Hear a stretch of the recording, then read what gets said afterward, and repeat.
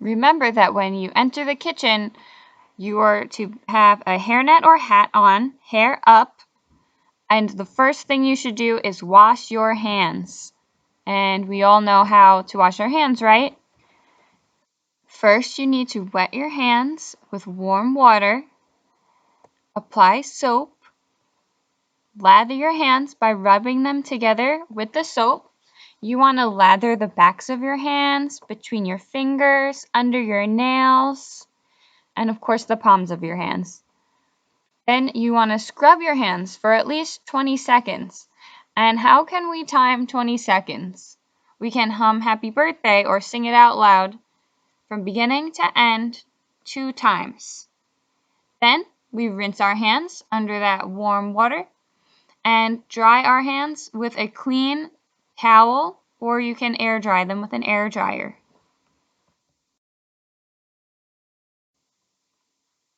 It's also important to remember that when you're cooking in the kitchen, you don't have loose sleeves or any loose clothing that can get caught on anything in the kitchen. Could get caught on a knob in the kitchen, on a drawer. You could end up getting your sleeve in all the food. So it's very important to make sure that your sleeves are rolled up and that you don't have very loose, baggy clothing. Today we will be using knives. So it's very important to pay attention to the exact way to properly use a knife and to make these specific cuts that we're going to be talking about for our guacamole. So make sure that you review your knife cuts by watching these videos before you make your guacamole at home or before you try to practice your knife cuts at home.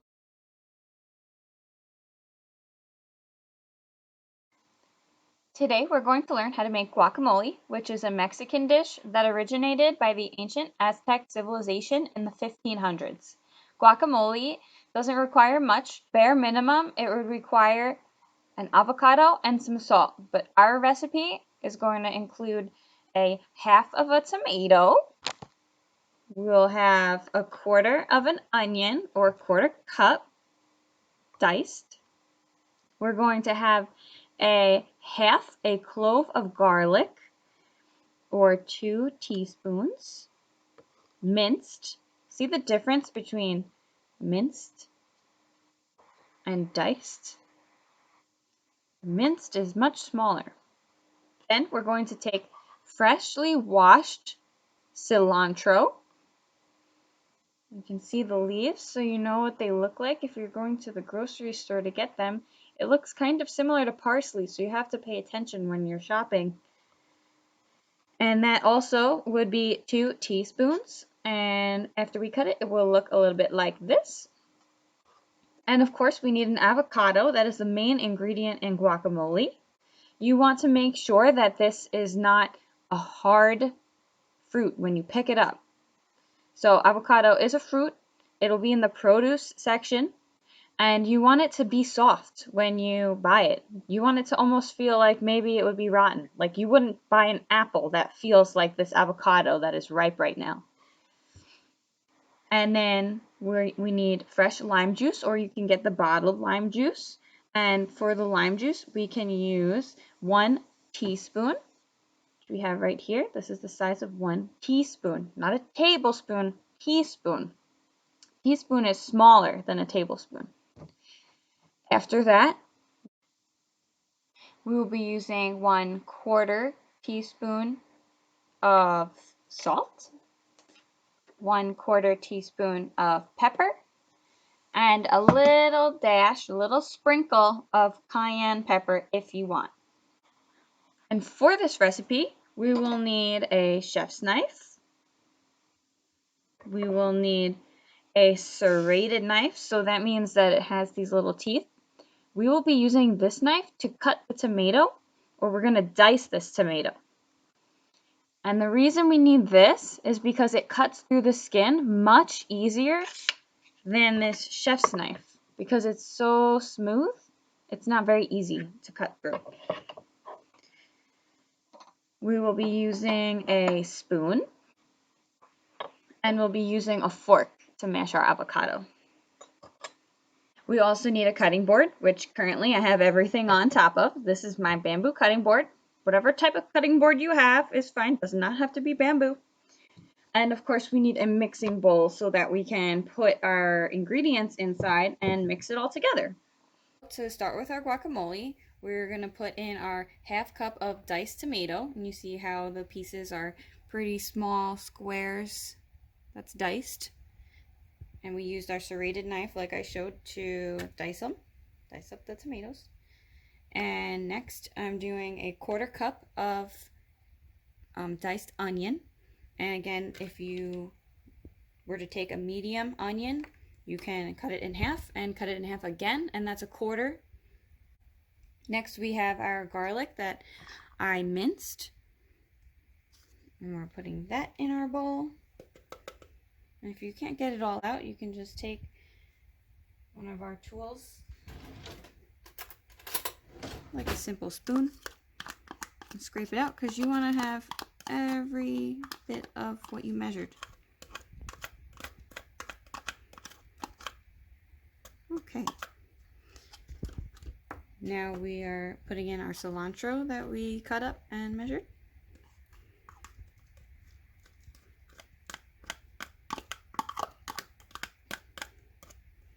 And now we can cut our avocado. So avocados can be tricky to cut because they have a big hard pit right in the middle, and we want to be careful when we do it. So we'll take our claw and gently slide through. Don't use force. And now we can turn it. We're using our claw, we're being very gentle, we're not pushing, we're not using force. I'm just letting this sharp knife glide itself through. And I'm slowly rotating the avocado because I'm cutting around this pit inside. Okay, now I just cut it in half. And we can take our avocado. Whoop. See, now I just cut it in half. And now this big pit needs to come out. So sometimes you might see people go chop and stick a knife in it and pull it out, but we are not doing that here. We're taking a spoon, just a regular old spoon, and we can hold the avocado whichever way fits best in our hand. So right here, feels comfortable for me. I feel safe holding it. And I'm just carving out this big pit. Okay, so that pit, done. We did it nice and safe. Next, we can take, this is how Miss G does it. She takes a fork and just press in the avocado. Press. Sometimes it might look a little spotty if you have your avocado, but that's okay. And now that I pressed lengthwise, I'm going to press horizontally. Because remember, this is for guacamole, so it doesn't have to come out perfect. You don't have to do any crazy chopping. You don't need too many knife skills applied here, or any, just when it comes to the mashing. So I just mashed it right in the skin. Now we'll take our bowl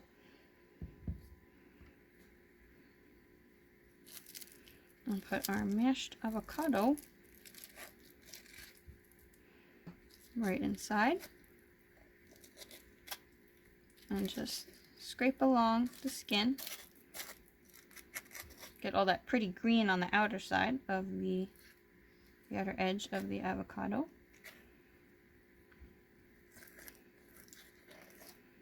You can take your spoon at this point to clean it out. Get all that avocado that you can. And I just go like this. There you go, nice and clean. And then do the same thing with the other half. Now that I added the other half of the avocado, the same way that I put in the first half, we can start putting in our seasonings. So we'll start with our black pepper. So I'll just open that up here. And we can just spoon this out. And I'm just going to lightly shake it off because we want it to be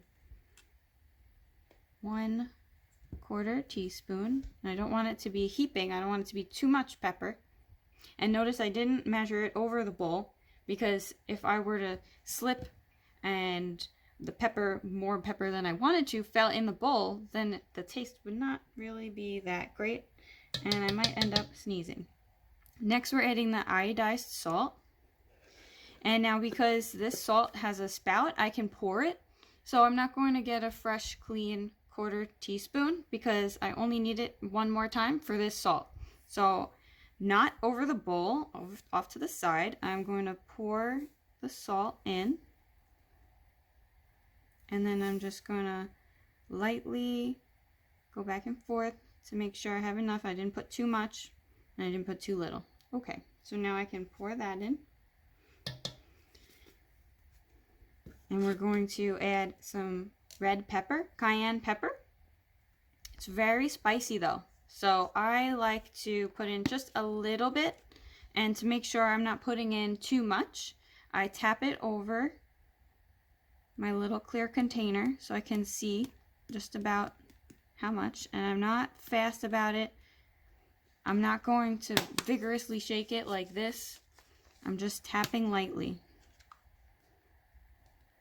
So I think this is good enough for my taste. This is very spicy, like I said, so you don't need to add this right away. You can make the recipe without it, try it, and if you want to put a little bit in, try this method and slowly add it and mix it. So I know I like it, so I'm putting it in. Okay. And now we can add in our lime juice. So that was 1 teaspoon of lime juice. And I started pouring it a little bit just because it comes out very slow, like a dropper. So I'll finish it off.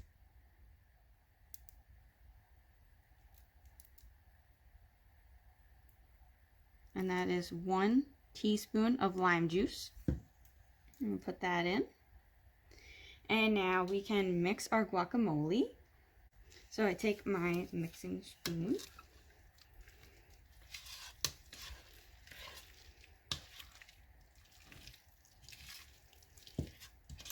And just mix it, mix it, mix it.